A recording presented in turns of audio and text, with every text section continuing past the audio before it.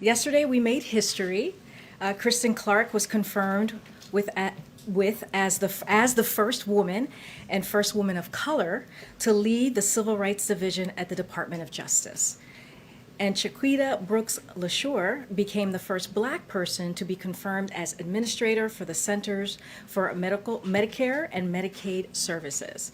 Kristen's career was launched in the office that she now leads. She personally prosecuted crimes based on hatred and bigotry, human trafficking, domestic violence, and sexual assault. She has served at two of the nation's oldest civil rights organizations, where she worked on everything from voting rights to equal education and employment.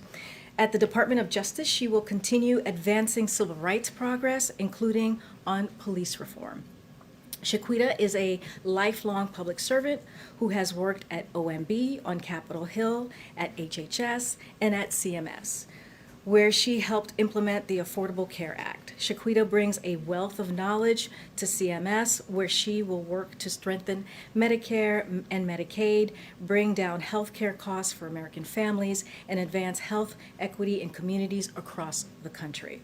The president was proud to nominate Kristen and Chiquita for these positions, thanks the Senate for their bipartisan confirmation, and is honored to have them serve in these key leadership positions. As you all saw yesterday, we announced that next Tuesday, June 1st, the president will travel to Tulsa, Oklahoma, and deliver remarks to commemorate the 100th anniversary of the Black Wall Street Massacre. While there, he will meet with surviving members of the community, now between the ages of 101 to 107, and tour the Greenwood Culture Center. We'll have additional details as we get closer to Tuesday.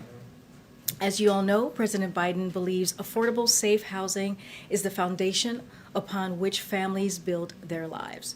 And he knows that stable housing will remain out of reach for tens of millions of Americans even after COVID-19 pandemic and economic crises come to an end. Across the country, there is 300,000 unit gap in annual housing supply. 11 million families pay more than half their income on rent. 3 million families with children under 6 reside in homes with lead paint, and thousands of working families are displaced every year as a result of extreme weather fueled by climate change. These changes are even more severe in low-income communities and communities of color, which have been segregated, excluded, and neglected for generations. Investing in housing is an essential part of President Biden's strategy to grow strong, healthy communities in every zip code. So today, the administration is releasing 2 new fact sheets highlighting some of the key housing elements of the American Jobs Plan. The president's plan proposes a bold $213 billion investment in America's housing infrastructure through a number of federal programs and proposals with bipartisan support. This investment is paired with expansion of bipartisan tax credits and incentives to lower barriers to affordable housing in more and higher opportunity places across the country. Together, our estimates suggest this will enable the construction and modernization of more than 2 million affordable and sustainable places to live. Along the way, these investments will create and sustain hundreds of thousands of good-paying union jobs and provide employment and economic opportunities for residents of assisted housing. As you may have seen by now, today the president asked the intelligence community to redouble their efforts to collect and analyze information that could bring us closer to a definitive conclusion and to a report back to him in 90 days. Back in early 2020, the president called for the CDC to get access to China to learn about the virus so we could fight it more effectively. Getting to the bottom of the origin of this pandemic will help us understand how to prepare for the next pandemic and the next one. As we have done throughout our COVID response, we have been committed to a whole of government effort to ensure we're doing everything to both understand and end this pandemic and to prevent future pandemics. This is why the president is asking the U.S. intelligence community, in cooperation with other elements of our government, to redouble efforts to collect and analyze information that could bring the world closer to a definitive conclusion on the origin of the virus and deliver a report to him again in 90 days. It will be another whole of government effort, as I mentioned, including work by our national labs and other agencies. Importantly, we will continue to pushing for a stronger multilateral investigation into the origins of the virus in China. And we will continue to press China to participate in a full, transparent, evidence-based international investigation with the needed access to get to the bottom of a virus that's taken more than 3 million lives across the globe. And critically, to share information and lessons that will help us all prevent future pandemics. With that, Zeke, will you take us away? Thank you, Karine. First, on that last bit about the calls for China to cooperate with these international investigations, what are the consequences for China if it does not, if it continues its current posture, which has not been to allow for a free and independent investigations into the origins of the COVID-19 pandemic? Well, right now, we're just going to focus on the president's announcement on the 90-day investigation, a more deeper investigation to really look at the core of how did we get here, right, with this pandemic, and where the origins clearly of COVID-19. And once we get to that, conclusion, we'll have more to share.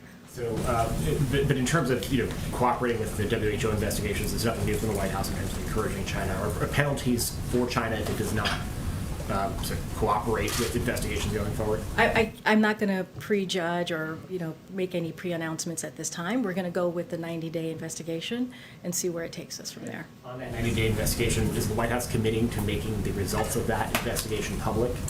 We'll have more to share after the 90 days.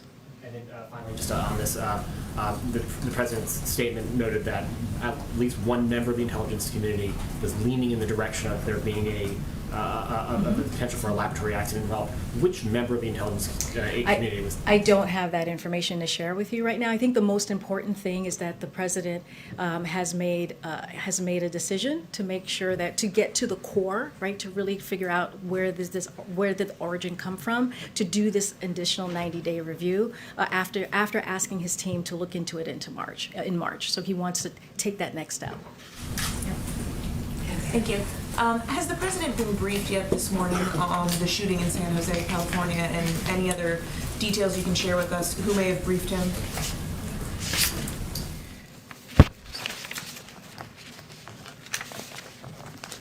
Just give me 1 second.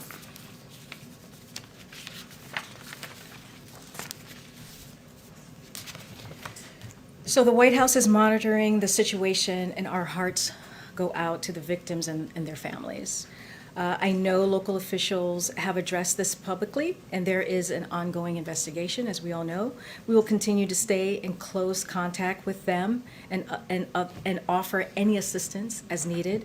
We still don't know all of the details, but what's clear, as the president has said, is that we are suffering from an epidemic of gun violence in this country, both in mass shootings and in the lives that are being taken in daily gun violence that doesn't make national headlines. That's why he has already taken an initial set of actions on gun violence that will save lives. And that's why he's calling on Congress to take action, including calling on the Senate to pass the 3 bills to strengthen background checks that have already cleared the House with bipartisan support and which have the overwhelming backing of the American people. And on infrastructure, I know you're awaiting sort of the Republican counter proposal here. Any update, any more details you may have received on Republicans' next move here? Look, as we all know, this is negotiations working in this really funny way. We make an offer, they make a counter, and then we counter. So as you all know, we made our offer and our counter, and we're waiting to hear from Republicans, which we're hearing will happen shortly, what their counter will be.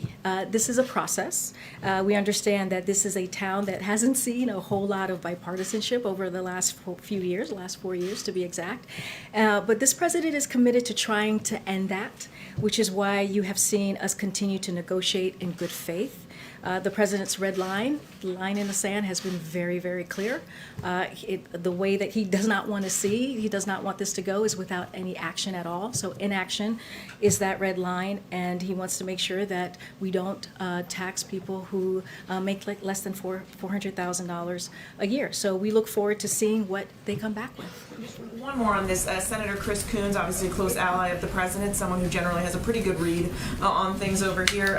He has said that he thinks the Senate could pass $1 trillion proposal focused more on traditional infrastructure, splitting off some of the other items that the president has called for, and doing that just with Democratic support. Is $1 trillion something the president can support, and would he back splitting things up like this? Look, Mary, we're still going through this negotiation process. We have to see what the Republicans, the senators on the Hill, are going to come back with, and once we have, their counter offer, we'll know more and what steps to take next. Okay, just lastly, a bit of a personal question. Your presence here today is making history. You are the first Black woman to stand behind that podium, speaking on behalf of the president in 30 years. Just wondering if you could share your reflections with us. Well, thank you for the question. It's a real honor to be standing, to just be standing here today. It doesn't. I appreciate the historic nature. I really do.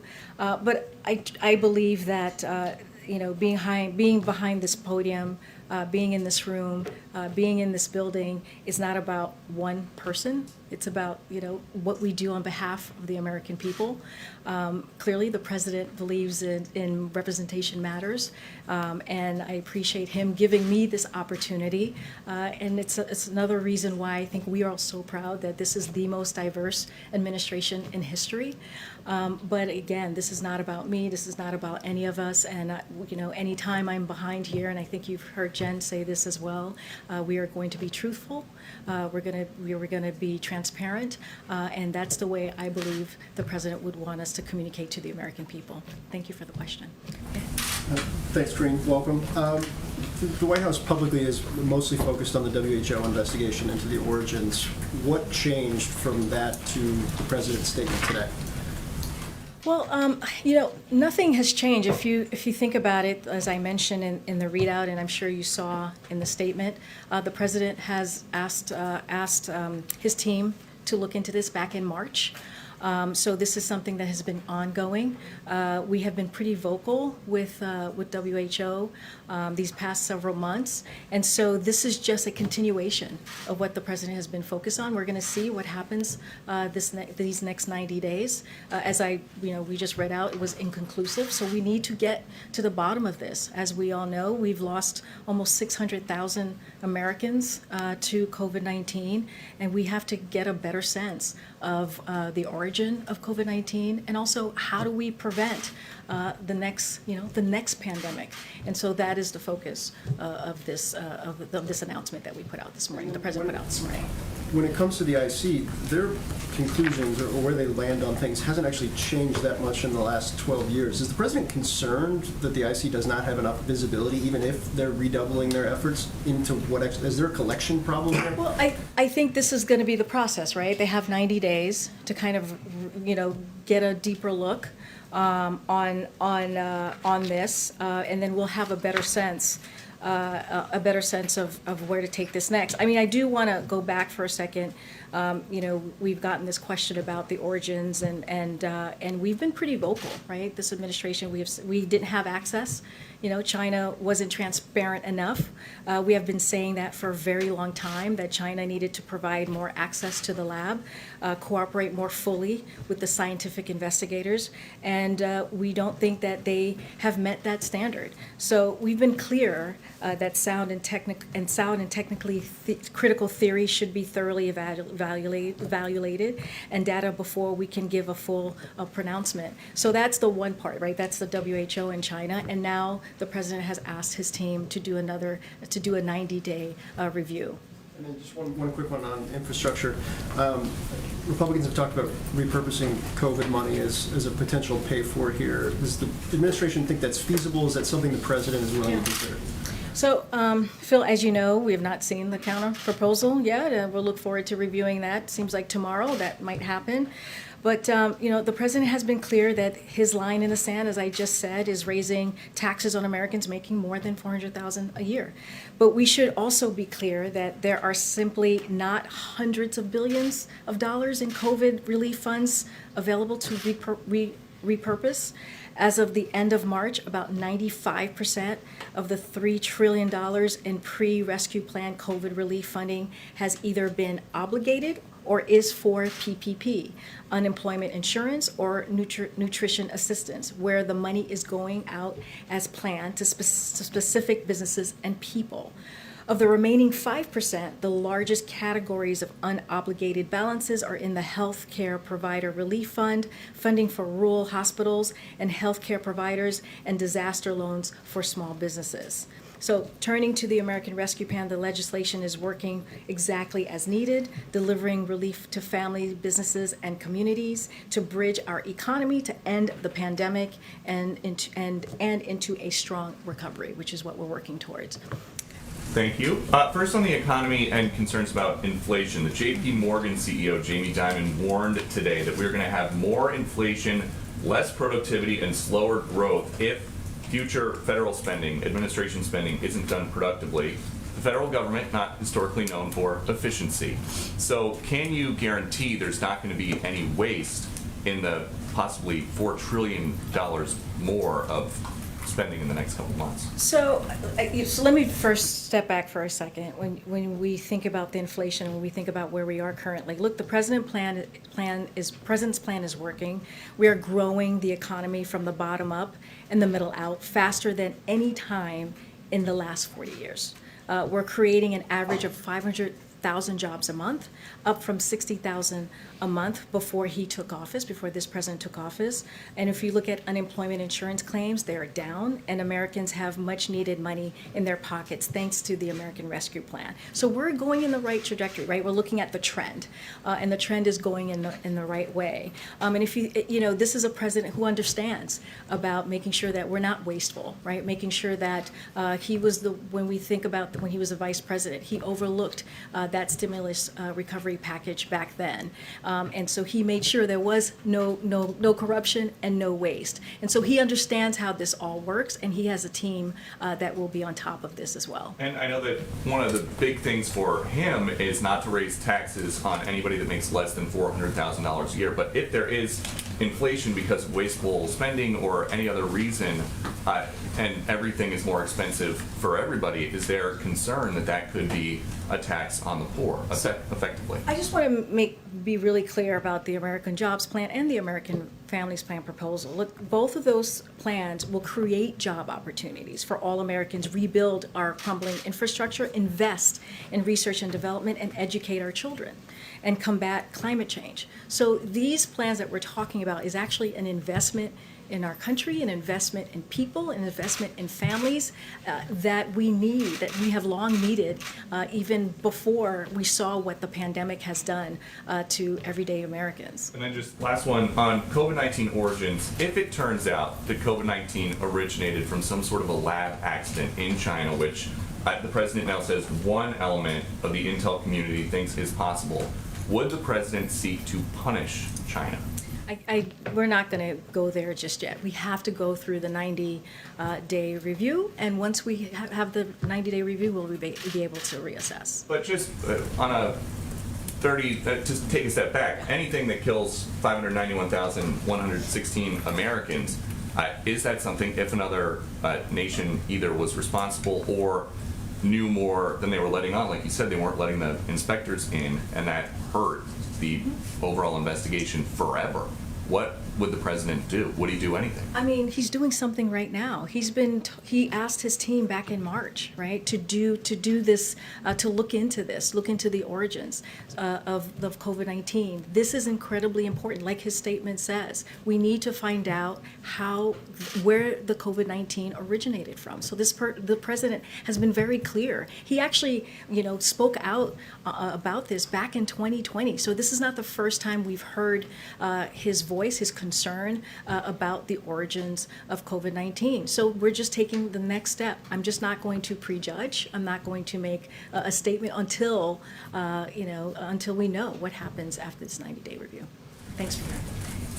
Karine, welcome. Hey. As for the opening statement, we received a statement on the origins of COVID-19 from the president, where he said, among other things, that this report may include specific questions for China. Given China's lack of transparency as it relates to the WHO joint study, why does President Biden think that China would answer the questions that the U.S. wants as it relates to the origin of COVID-19? Look, the COVID-19 pandemic has taken, I think, 1.3 million lives globally, 600,000 American lives about.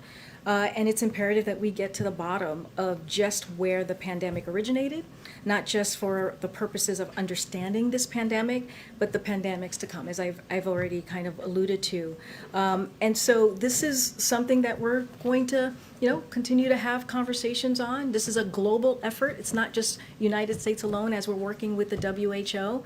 This is our process here with the 90-day that I just mentioned review. But we're just going to continue to work with WHO.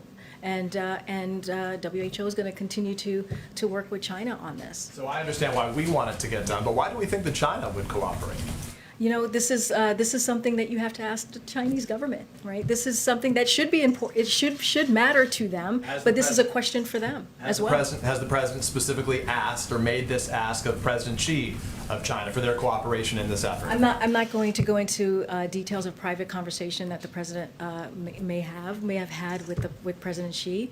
All I can say today is that we're going to do this 90-day review, and this is what the president asked for, and we'll see where it takes us. If not the president, has the White House made this ask of the Chinese government more broadly? Again, I don't have anything to preview for you. Let me ask you about to read Belarus, out. if I can, very quickly. The president said yesterday, I think his specific language was that sanctions, it's in play, he said, of sanctions. Has the White House, this administration, made any final decisions about possible sanctions against Belarus? The president, as we said yesterday as well, he asked his team to look into it and come up with a kind of a menu of options on how to move forward. So we don't have anything yet to read out on that. Last item, just following up on the awful tragedy that we're still learning more details about in San Jose, California right now. You said what the president is doing broadly in an effort and what he's been pushing Congress on. Are there any Republican lawmakers in particular that he's reaching out to? What specifically is he doing in terms of that effort now to try to push this along, given great frustration that it appears stalled any broad gun reforms? Yeah, as you know, as I laid out, the president made some historic proposal plans of his DOJ just about a month and a half ago, which is which is kind of historic when you think about what presidents have done in the past when it comes to dealing with gun violence prevention. The president talks to many Republicans and Democrats on the Hill. As you know, he was a senator for 36 years, a vice president for 8 years. He has a lot of close relationships. They talk about an array of issues, and so I don't have any specific conversation to read out to you about this particular issue. But he continues to call on Congress to move on getting gun reform done. Thank you. So there was a letter from 15 states to your climate envoy, John Kerry, this week. And in that letter, they expressed issues with Kerry pushing banks to divest from fossil fuel companies. And they said that they would be pushing back on that. Is that going to hurt your strategy? Do you have any comment about that letter, any reaction to it? I have not seen this letter. I don't have a comment for you right now, but I'm happy to go back and talk to the team and get back to you on that specific letter. And just on a separate issue, the president spoke with Egypt's President Sisi on Monday, and in your readout of that call, you said that President Biden underscored the importance of a constructive dialogue on human rights in Egypt. Could you talk a little bit about exactly what dialogue Biden is having with Sisi about human rights in Egypt, and will it go beyond talk? So I have to tell, I don't have any more to read out from that specific conversation. From the readout, I'm going to let the readout sit for itself, but I don't have any more specifics on that particular human rights issue. About how you plan to approach human rights. I mean, you have a budget coming out tomorrow that has foreign aid. You have a lot of leverage with governments like Egypt, as we saw with Suez, as we saw with Gaza. Is there scope for the White House to put pressure on you? Well, as you can imagine, our one of the things that the president really puts front and center is his relationships, his deep, long relationships with many of the leaders, clearly across the globe. He has had decades of experience in foreign policy, and so one of the things that he truly believes in as it comes to how we're moving forward with foreign policy is diplomacy and making sure that we're having those critical, important conversation. Those type of conversation is probably best, as you can imagine, to have it quietly, to have it behind the scenes, and to continue to talk about our values and what's important to this country and how we see us moving forward when we talk about, especially something like humanitarian issues. Thank you. Karine, thank you. It's great to see you Good here to see today. you. I'm trying to get more clarity on the timing of the president's statement today on the COVID-19 origins. He said that he received the report earlier this month about the origins and asked for additional follow-up.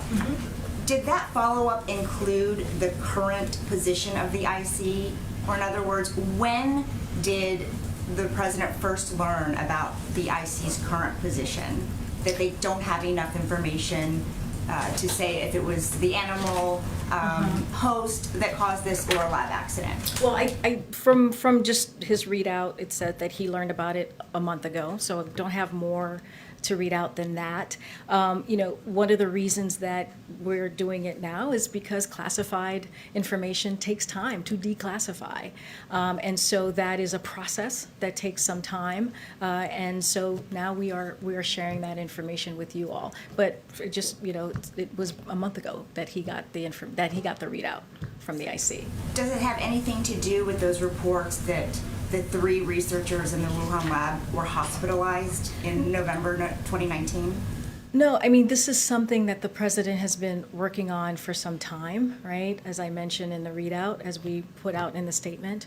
And this is something that the president called out back in 2020, early 2020. So this is something, this is an issue that has been a top of mind and that he wanted to dig into and make sure that we really get to the bottom of how we got here. I'm just trying to understand if there's new evidence that emerged or a new posture from the IC, because medical experts, including Dr. Fauci, have long said that it's highly likely that the virus came from an animal to human transmission. So what changed that led to the today? readout basically said it was inconclusive, right? That we needed to do we needed more time to get to a better answer. So this is why we're doing a 90-day review to get a better sense of where do we take this next. What does redoubling mean? What more can the intelligence community be doing that they're not already doing? Well, I think, we've talked about making sure that we are getting the data, right, from China, right, making sure that we're getting more information so we can, it's hard to prejudge these things, right? It's hard to make pronouncements of something when you don't have all the information that you need. So this is going to take some time. This is going to continue to work with the WHO as well. These are not mutually exclusive. These are happening at the same time. So it's going to take more collaboration and more conversations as well. Just one quick one on Belarus. Raman Pratasevich's mother has issued an urgent plea to world leaders to help free her son, saying, please save him. They're going to kill him in there. Is there anything that President Biden can do to help secure his release? And has he communicated yet with President Lukashenko?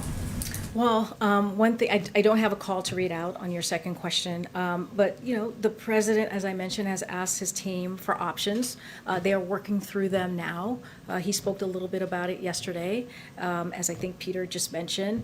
Look, the Europeans are leading on this. This was a flight that was between European capitals.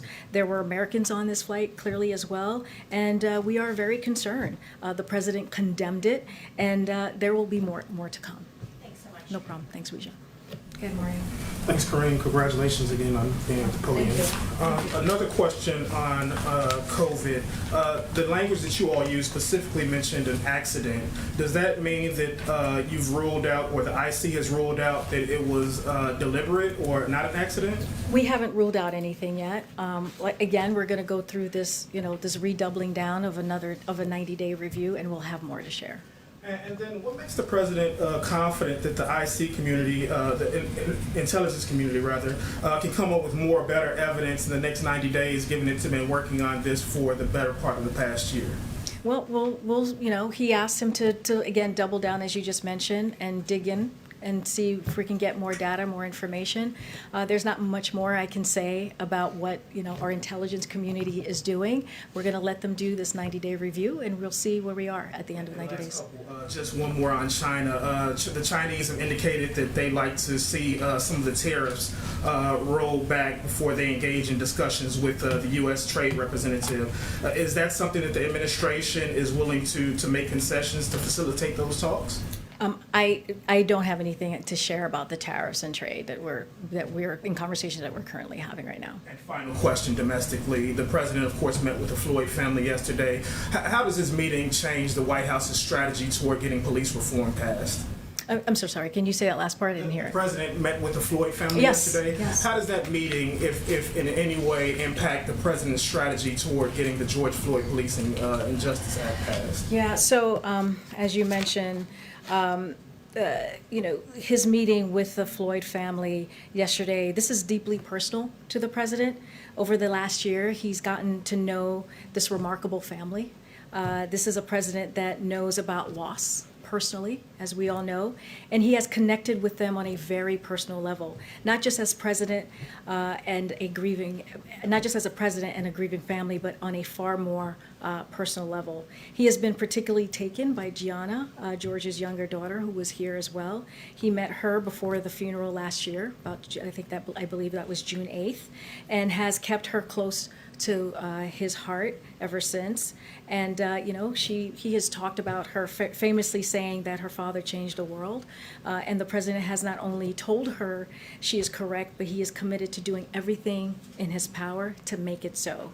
He told her this at the funeral last year, and he reiterated his commitment to that after the verdict, and again yesterday when they met here at the White House. So when it comes to police reform, this is a priority for this president.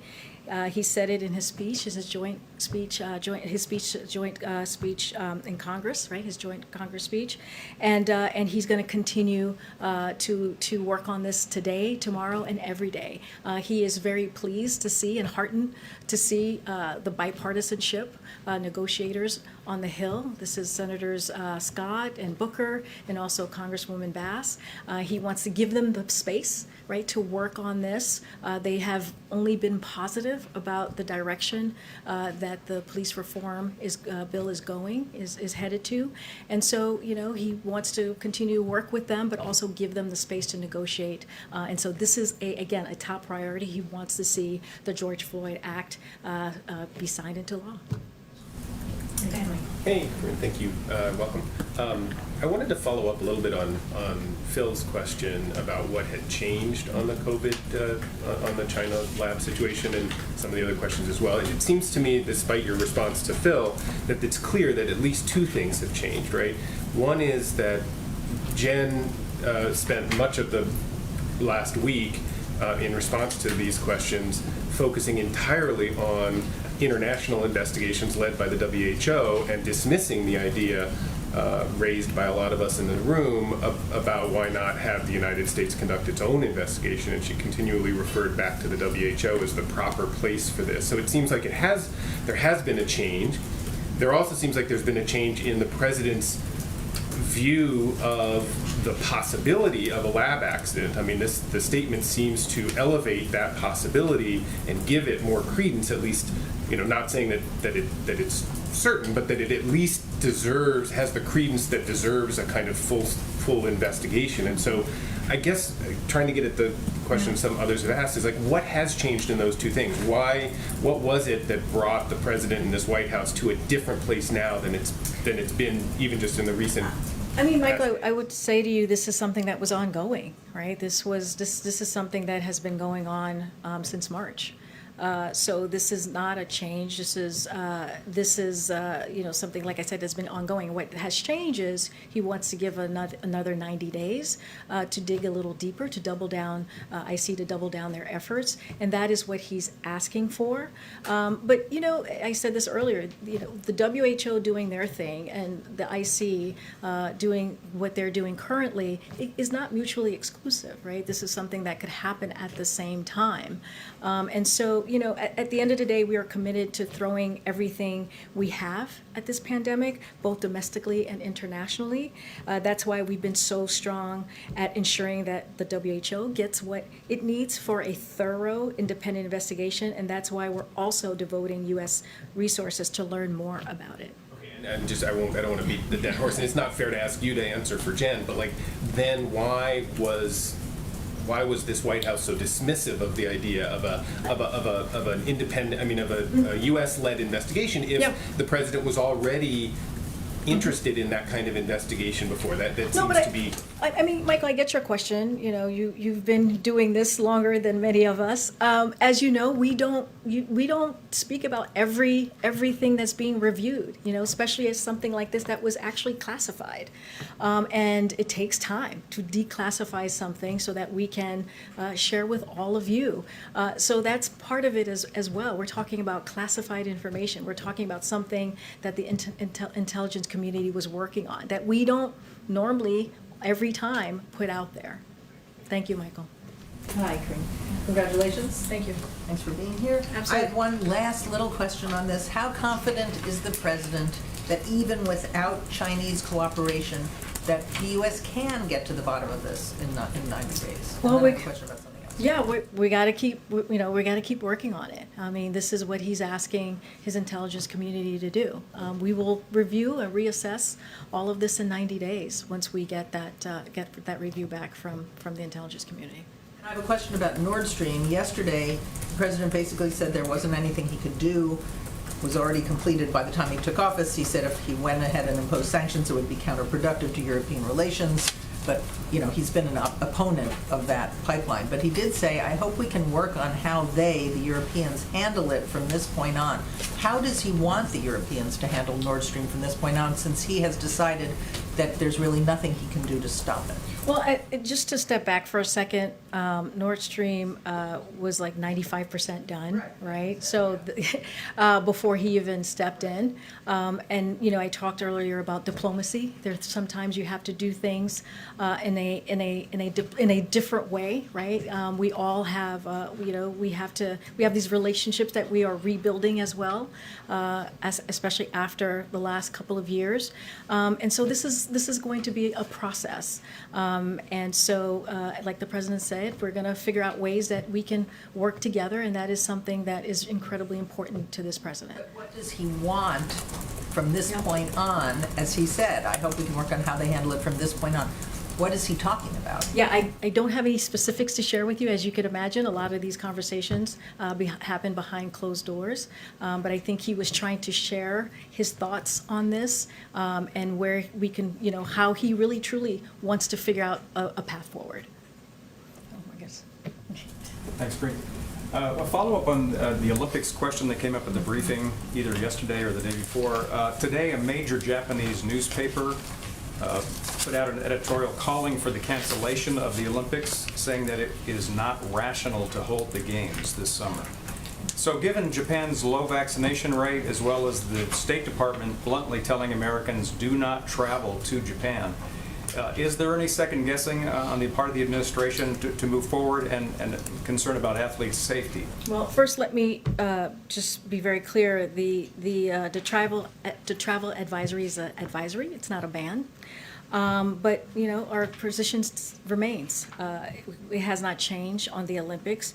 We respected the decision to delay the Olympics, the games last summer, and we understand the careful consideration that the Japanese government and the International Olympic Committee are weighing as they prepare for the Tokyo Olympics that's just coming up right around the corner. So the government of Japan has stressed that the public health remains the central priority as they plan to host the games. Tokyo has assured us that they will keep in close contact with Washington as their plans develop. And the president proudly supports the U.S. athletes who have trained for these games and will be competing in the best traditions, if you will, of the Olympic spirit. And so America's Olympic athletes represent the very best of our determination, diversity, and teamwork. And just one other thing, you just mentioned at the top of the briefing fact sheets about the economy and housing and things. The president's going to be in Cleveland tomorrow, talking about the economy. What's the thrust of his remarks tomorrow? Yeah. So tomorrow, during a speech on the economy in Cleveland, President Biden is going to make a clear case that his economic plan is working. He'll talk about how far we've come as a country because of the actions we've taken over the last 4 months, turning the tide on the pandemic, creating 500,000 new jobs each month on average, cutting unemployment claims by more than a third, raising wages, and leading the development world's recovery. And he's going to talk about why now is the right moment to investing in building back better for workers in places like Cleveland by making historic generational investments in foundation of our economy strength through the jobs plan and the families plan. Investments that will create good paying union jobs, expand economic opportunities for all Americans, and help us outcompete the rest of the world in the 21st century. So that's the trip for tomorrow. Sebastian. Thank you very much, and yes, welcome. So I'm afraid, with apologies, not the last question. Is the White House satisfied with the cooperation it's getting from China on this? Because in the past, clearly it hasn't been. And if it isn't, is the president, has he got a message to China that I would like more cooperation?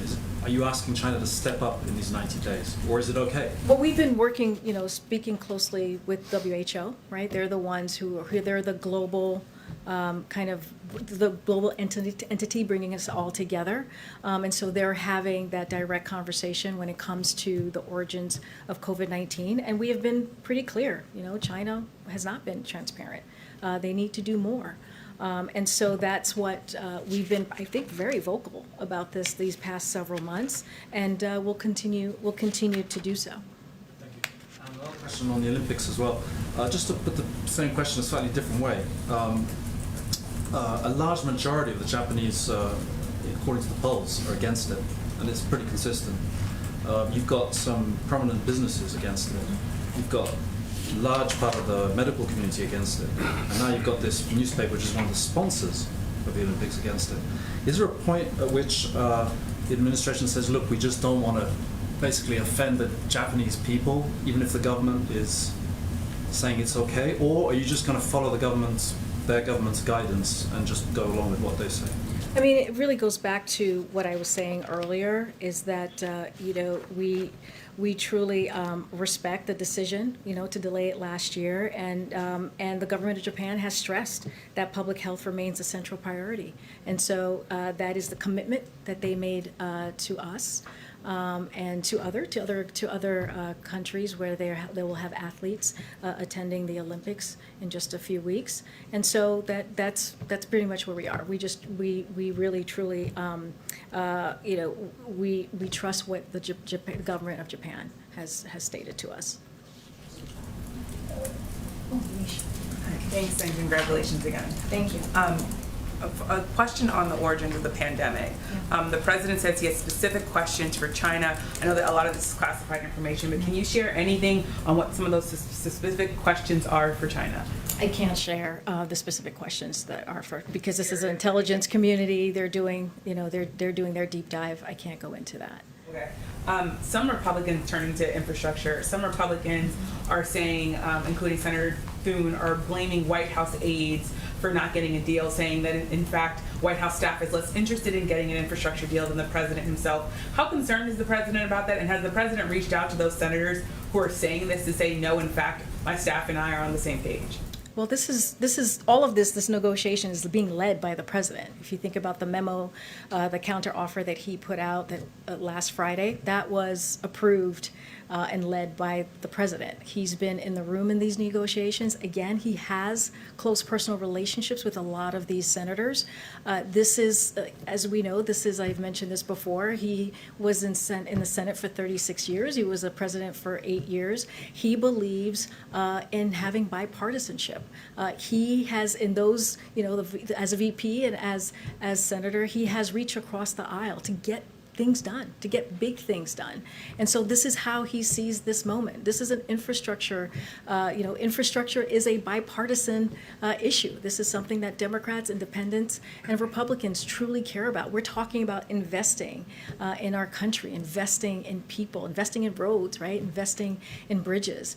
This is something that will have a long-lasting effect, something that we haven't done in a generation. So this is something that he believes, more importantly, that should have bipartisan support, and that's what he's going for. And thus far, we are seeing negotiation happening. We're waiting to hear the counteroffer from senators on the other side, Republican senators. And so once we get that counteroffer, we'll have more to share. Ask you one about COVID and equity. I know there are, of course, COVID briefings, but the share of Black people who are making up the new coronavirus cases in cities like DC has risen sharply, and this is after the vaccines were widely available. In DC now, 80% of the new COVID cases are Black people. How concerned is the president about that, and does he see that as a failure, his responsibility, specifically when it comes to the number of Black people that we're seeing now get COVID?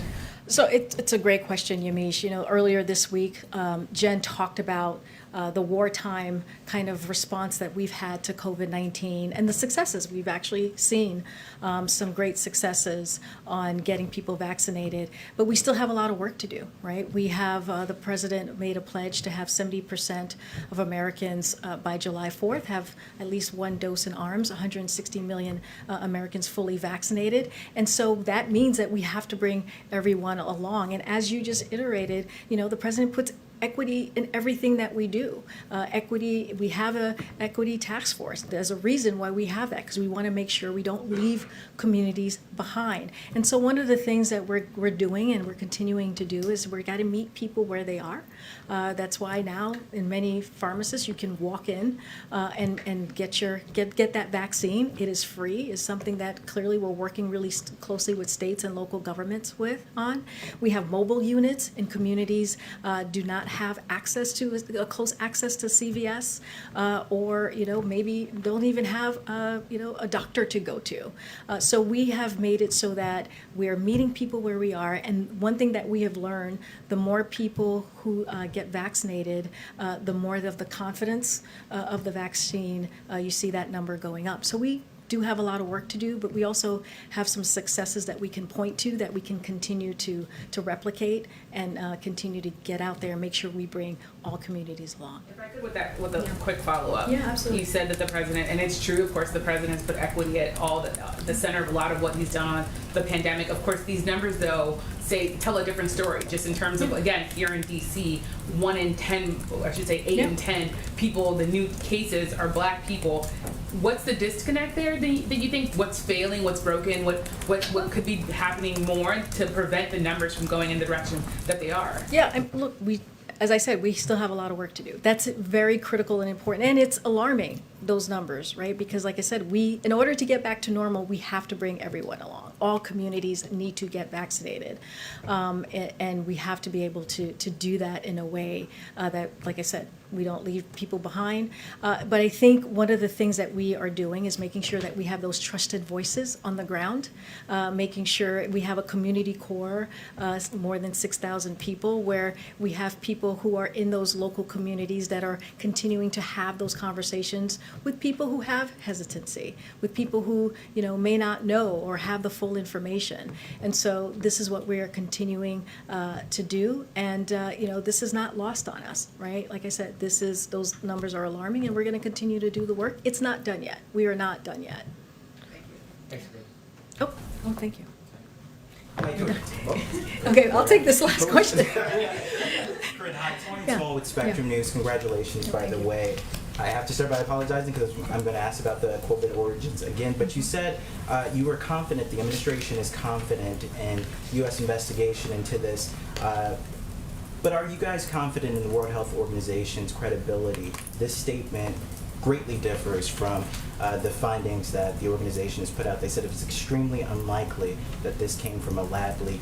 Is the administration going to call on the World Health Organization to call for a new investigation, an independent investigation? How confident in the results that you're finding that? Yeah, I mean, we've been very clear on that. We've been very clear with the WHO to continue to get to the bottom of this, to get the additional data that we need to figure out where the origin of COVID is from or came from.